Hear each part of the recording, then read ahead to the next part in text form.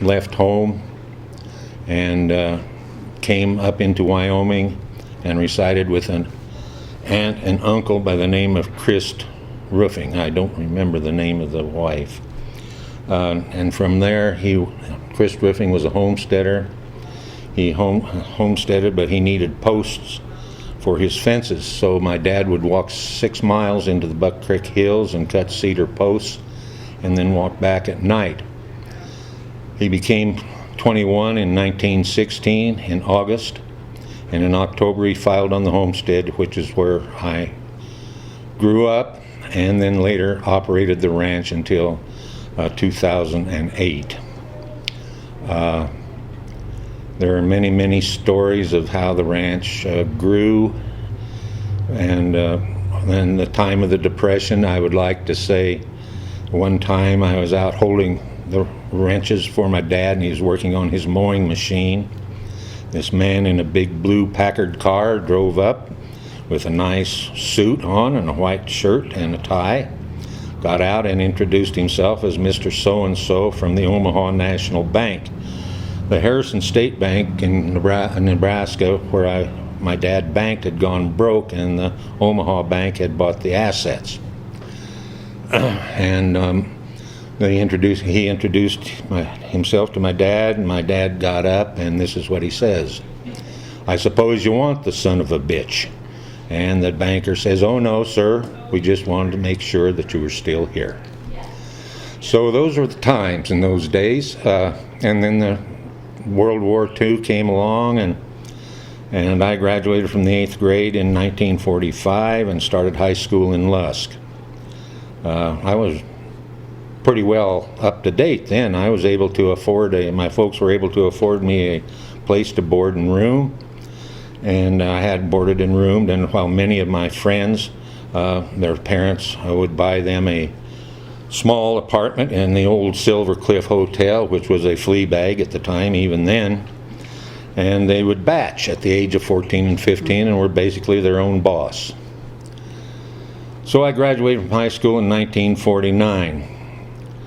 In 1951, I moved back to the ranch, married my first wife, Lorraine Wilson, whose father was a plumber and heating contractor here in Lusk, and we had 5 children and enjoyed 47 years together.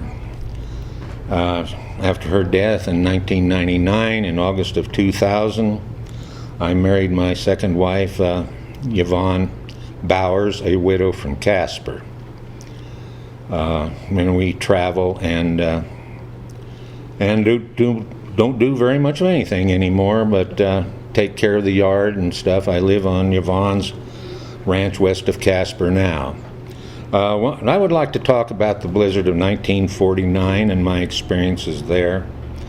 As I stated before, I was a senior in high school, and in those days, even though gas was only 25 or 27 cents a gallon, in the scheme of things, comparatively, it was relatively high, even at today's prices. And so I hitchhiked back and forth, on weekends. And my dad took me down to the highway, and I caught a ride into town, and it was just starting to storm. It was the 4th of January, 1949.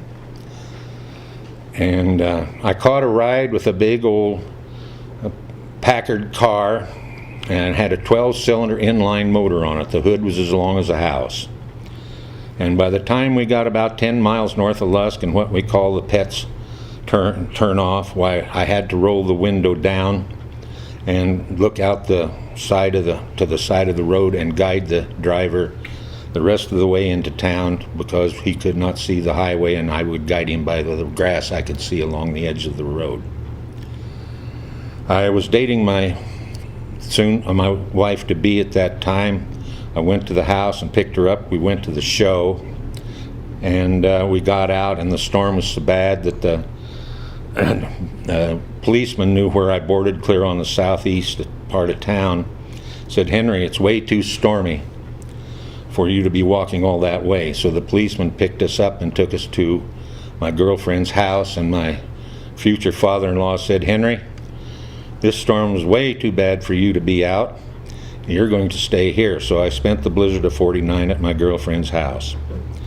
After the blizzard was over, which was 3.5 days, as soon as it broke kind of in the morning, I think it was on a Wednesday morning, I walked downtown. I was able to maintain telephone contact with my father, and he said, "Godson, if you can ever get home, please come." So I walked downtown and I met a man by the name of Paul Goins. Paul Goins was a pumper in the North Ant Hills oil field, which was relatively close to where my parents lived. I knew him. He had a big brand new power wagon. I ran into some people that I knew, a cousin of mine by the name of Dick Pfister Jr., and a man by the name of Klemke. Oh, Lordy, can't think of his first name. Anyway, Vivian Akers here in Lusk at the present time is his daughter, youngest daughter. And he had brought Vivian and Joanne into Lusk to school, and they got caught in the blizzard. And then a man that I don't know. Well, anyway, the four of us, and we went up to the hardware store, and we each bought scoop shovels.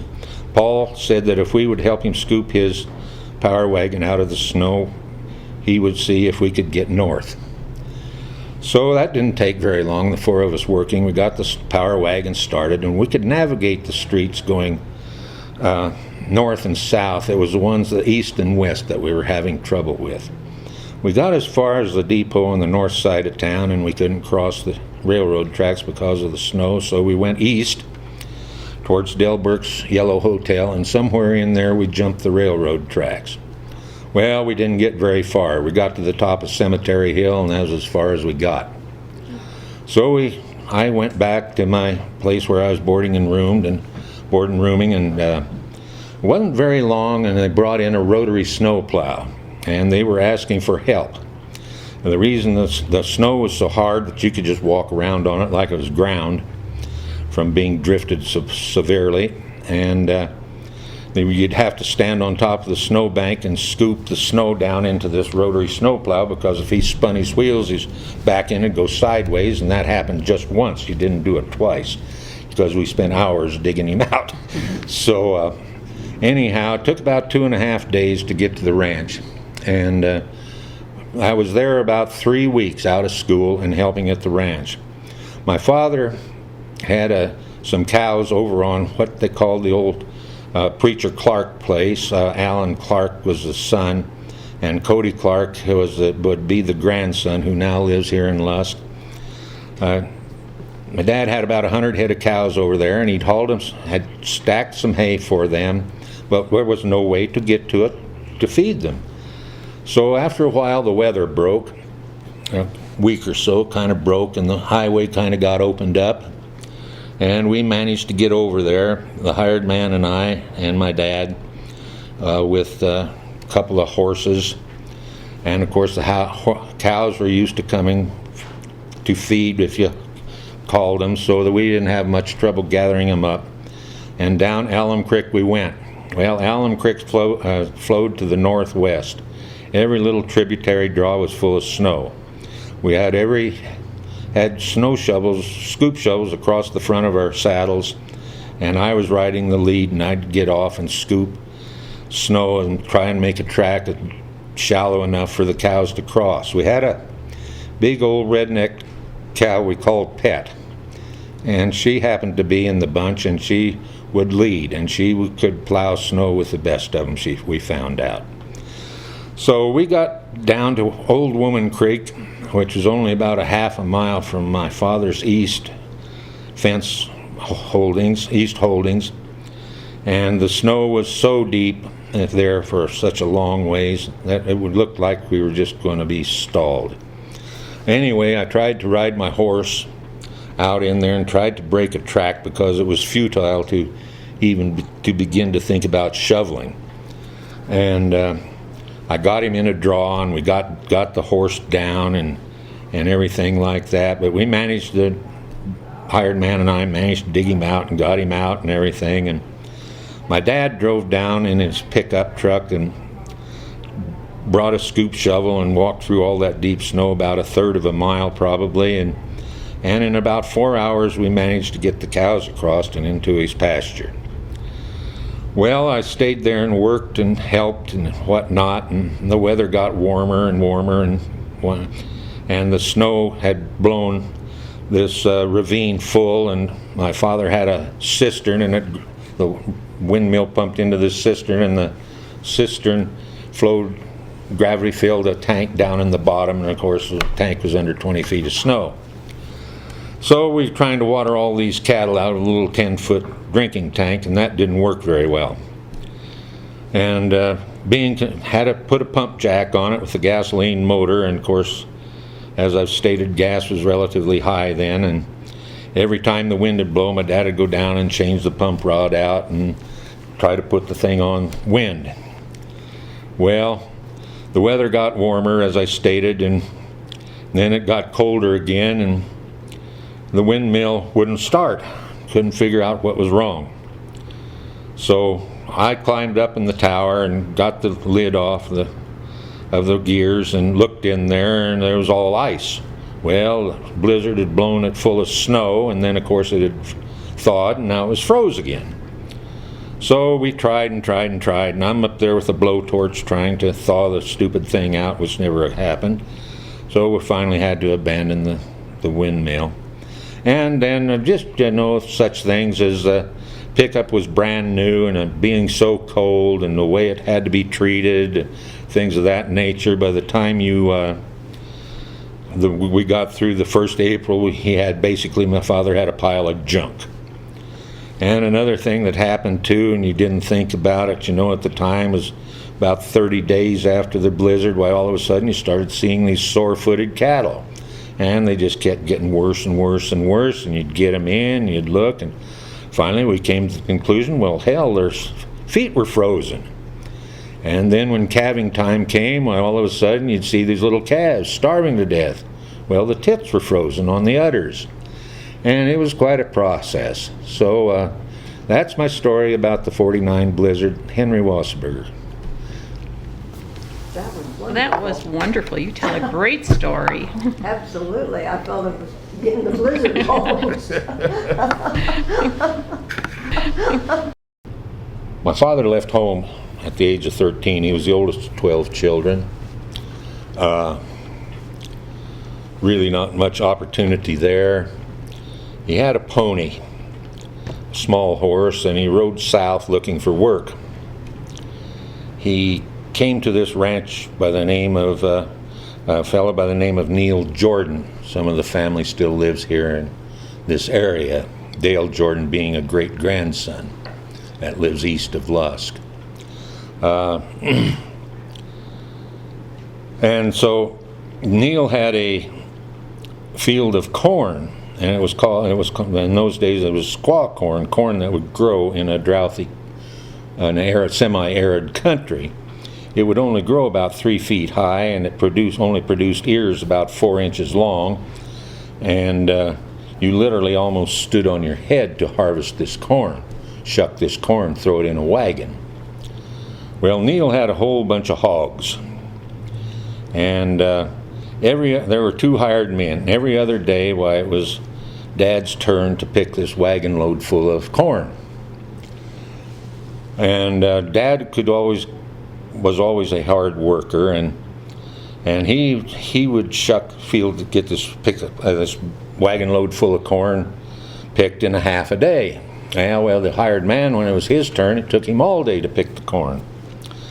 So they were sitting in the bunkhouse one day waiting for the dinner bell to ring, and the other hired man says to my father, "The boss and I had a good talk this morning." "Oh," Dad says, "what's that?" "Well, we decided that we were going to put you to picking corn full time, and the boss and I were going to go to work building hay corrals." Well, Dad says, "I don't think that's going to happen." So he says, I went in, he says, I really filled up, ate a great big meal. Says, "Neil, I understand you're going to put me to picking corn full time." "Well, yeah, I am." Well, Dad says, "I don't think so." He says, "Why don't you just give me my pay and I'll just head on out." And Neil says, he says, "The town of Harrison's full of guys bumming on the railroad," he says, "and the jail is full every night." He says, "There's no work up there." Well, Dad said he thought maybe he could find something. But anyway, he rode south then, and he got a job up there with a rancher by the name of Murphy.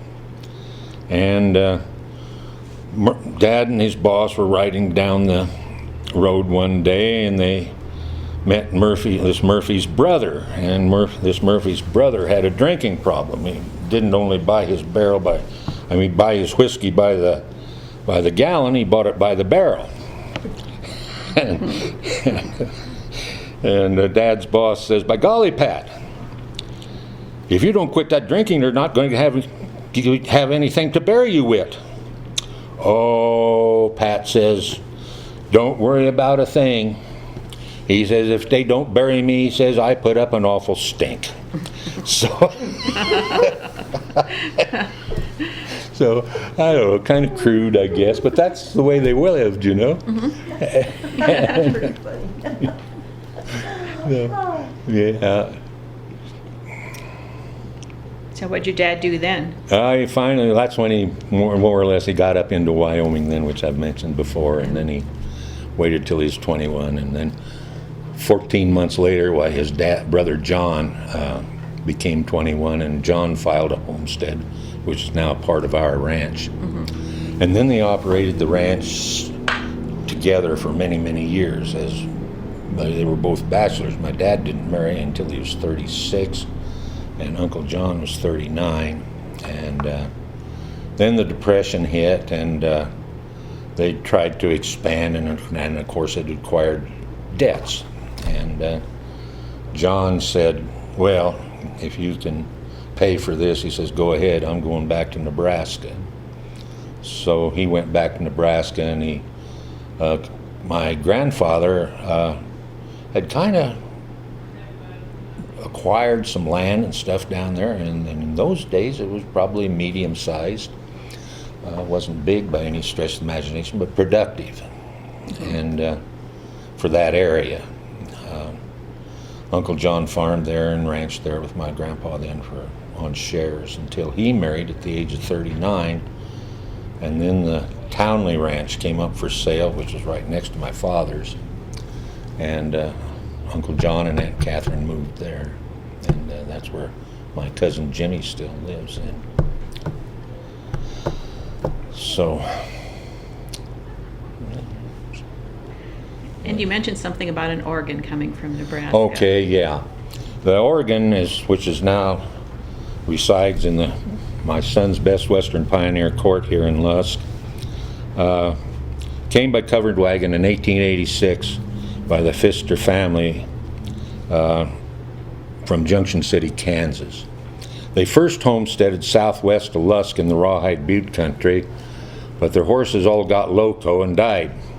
So at that time then they moved to a ranch, some people by the name of Gray, about 10 miles east of Lusk, south of the old post office of Node. And there they built a large ranch, which in those times, over 30,000 acres, was quite extensive. 1926, the Pfister family home burned. The organ is the only thing that I have of my mother's side of the family, only antique. And that was because in 1913 they built the Catholic Church in Lusk, and it needed an organ. So the organ was not donated, but loaned to the Catholic Church, where it played for the masses and the funerals and all the weddings and all of those things that take place in a church, till about 1950. At which time it was retired and placed in the basement of the church. Around 1980, I got a telephone call one day from the priest. Said if I wanted the organ to come in and get it because it had no use anymore and they were going to dispose of it. So I very quickly went into town and got it. And my late wife and I, we both loved antiques, and I always said our house was filled full of junke junk. But anyway, that's where the organ resided, in a place of honor, until 2 years ago my youngest son graduated from college. Youngest grandson, graduated from college. And he said, "Grandpa, I'd like to live in your house." I said, "Well, why don't I just give it to you?" So at that time, he didn't want any of my antiques. He wanted to put his own furniture in it. So I called my family together and said, "Don't think about what this stuff is worth. Think about whether you can use it or not." And we had a big fire sale. So the organ wound up at my son's place in the Best Western Motel here in Lusk. That's interesting. That is. I'll have to go see that organ. That and the radio that my dad bought in 1925, and let's see, in 1927, wouldn't it be, Ann? When did Hoover, the election was in November 27 and became president in 28, didn't he? 28. Right. 1927, and the 50 years ago items in the Lusk Herald at that time, it said all the neighbors gathered at Henry Wasserburger's to listen to the returns of Herbert Hoover versus Al Smith. And so, And that was the radio you and listened the to. case of the radios That was the down there radio. too. That's the radio down there. It had, for power, it had batteries in it, and that case was that long and that deep, and had batteries in it. So about 2 feet long and about, Oh, you know, 4 feet long, 3 or 4 4 feet feet, long. 3 feet long. Yeah, 3 feet long. and and, 8 or 10 inches deep, and that was all full of batteries. Yeah, full of batteries. Yeah. Yeah. And they had those, later, I guess, those tubes, Oh yeah, the yeah, tubes that were, right. they get hot, I remember that. They got hot. Yeah. Were those vacuum tubes? You know, I don't know what that was, how it was, what it's, how it was made radio, how it was made into a radio. I don't remember. And how big was the whole radio? If it had batteries that Well, you could see it down there. It stood, had legs on it, of course, and room enough to put this case under it. And the battery was about waist high. I mean, the battery, not the batteries, but the radio itself was about waist high. You wouldn't have to bend down to turn its knobs. It had 3 or 4 knobs on it. And it had an aerial. and you could get the returns. You got and the, you could hear it Dad, easily. you could hear that radio at night easier then than you could now, because there weren't so many to jumble. You know, yeah. Yeah, you could get WHO Des Moines, you know. Really. And of course, that's 1040, and but then 1030 came in, and up here in The game Casper. to see how far away you could get a station. I remember my dad Yeah. playing with it. Oh, wow, that was Chicago. Yeah, Chicago. It was exciting. Yeah, yeah. Really? Yeah, oh yeah. So you could. Actually, you could hear further than you can now. And late at night. that's Oh right. yeah. No, now you just will not turn the darn thing on. You know, I mean, for AM. Of course, you got the FM stations if you're lucky here. Yeah. But And did you listen to the radio? Was it like on Saturday nights Oh, or my Sundays goodness. when Oh, my the goodness, radio yes. stories were on? my mother was a pianist, and Major Bose was a big thing, you know. And what was that show, Ann? Charlie McCarthy. Oh, yeah, the Edgar Bergen. Edgar Bergen and Charlie McCarthy. And then Fibber Yeah. McGee. With Fibber McGee and Molly. Molly. Yeah. And weren't there some adventure stories? Like, was there like the Lone Ranger or something? Oh like that? heavens, yes, The Lone Green Ranger. Hornet. And the Yeah. Green Hornet. They were radio shows before they were Yeah. TV. Yeah. Oh heavens, yes, you listen to the radio. Yeah. That was the evening's entertainment. I can remember. And everybody gathered around because you had to. I mean, you couldn't just sit around the room. You had to be there to Oh, we know. close to You're right. listen. Wait for Fibber's closet to open and Oh they fall yeah. out. Everything just come crashing down. Well, thank you very much. You're welcome. Yeah, I enjoy telling the stories that I remember. I keep telling him, oh, C.A. and Elva David. Yeah, you know. and they'll get together and they'll start telling all these stories, and you just need to record it. And I keep telling Henry, when you think of a story, just talk into a mic, and I'll type it out on the computer. But I've only been after him now for 12 years to do that. I haven't got any place yet. Yeah, My mother came into that country teaching school, and that's how she met my father. And anyway, why, she was teaching school, and Mother taught high school. And at Hat Creek, they had a 2-year high school there.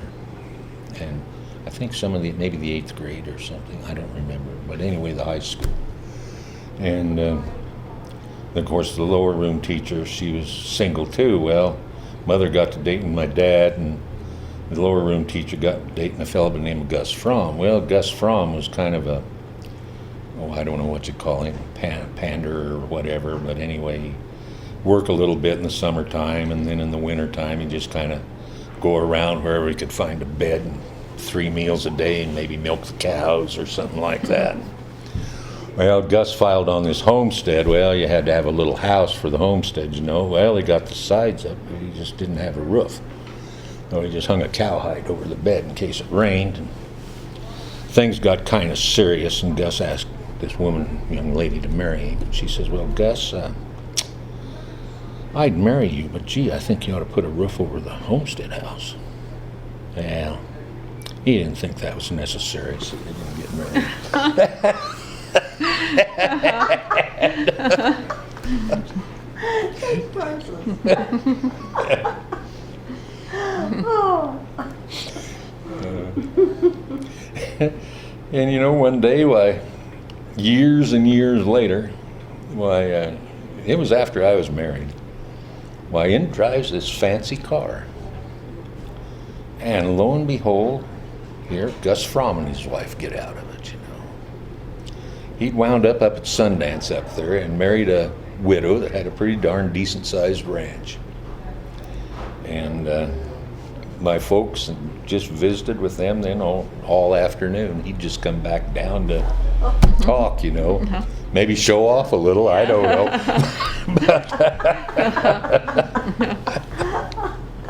That's a great story in itself. Uh,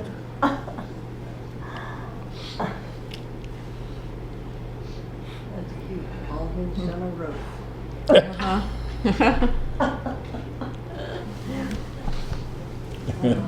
Fun things to remember. yeah, we'll see you folks. Well, Enjoy the rest of it's great to see you your both. visit. Thank you. Again. Yeah, I think I know where we met. I remember where we met. Jody and Jim Ryan in Denver. Oh, You came you down know, for Yeah, I that. seen them not too long anniversary. ago. Did you? Well, I did too. I saw you. Yeah, they were up there. I saw you. Yeah, they were up